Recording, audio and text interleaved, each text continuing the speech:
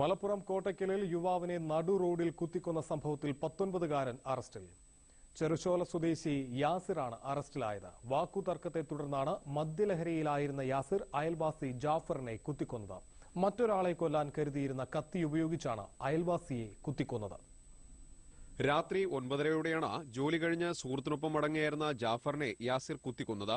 ഇറച്ചിവെട്ടുകാരനായ യാസിർ രാത്രിയായിട്ടും വീട്ടിലേക്ക് മടങ്ങാതെ നിൽക്കുന്നത് കണ്ട് ജാഫർ വീട്ടിൽ പോകാൻ നിർദ്ദേശിച്ചു. എന്നാൽ മദ്യലഹരിയിലായിരുന്ന പ്രതി ഇതിനെ ചോദ്യം ചെയ്തു. തുടർന്ന് ഇരുവരും തമ്മിൽ വാക്കുതർക്കമായി. കയ്യിൽ കരുതിയിരുന്ന കത്തി ഉപയോഗിച്ച് ജാഫറിന്റെ നെഞ്ചിൽ പ്രതി കുത്തുകയായിരുന്നു. പ്രതി ഉടൻ തന്നെ ഓടി രക്ഷപ്പെട്ടു. ജാഫറിനെ അടുത്തുള്ള സ്വകാര്യ ആശുപത്രിയിൽ എത്തിച്ചെങ്കിലും ജീവൻ രക്ഷിക്കാനായില്ല. നെഞ്ചിലേറ്റ ആഴത്തിലുള്ള മുറിവാണ് മരണകാരണം. ഇറച്ചിവെട്ടുകാരനായ പ്രതി മറ്റൊരാളെ കൊല്ലുന്നതിനു വേണ്ടി സ്ഥിരം ആയുധം കരുതിയിരുന്നു. ഈ കത്തി ഉപയോഗിച്ചാണ് പ്രതി ജാഫറിനെ കുത്തിക്കൊന്നത്. സംഭവത്തിനു ശേഷം ഇയാൾ ബസ്സിൽ കയറിപ്പോകുന്നത് നാട്ടുകാർ കണ്ടിരുന്നു. ഇതേ തുടർന്ന് കോഴിക്കോട്, തൃശൂർ ബസ് സ്റ്റാൻഡുകളിൽ പോലീസ് നിരീക്ഷണം ശക്തമാക്കിയിരുന്നു.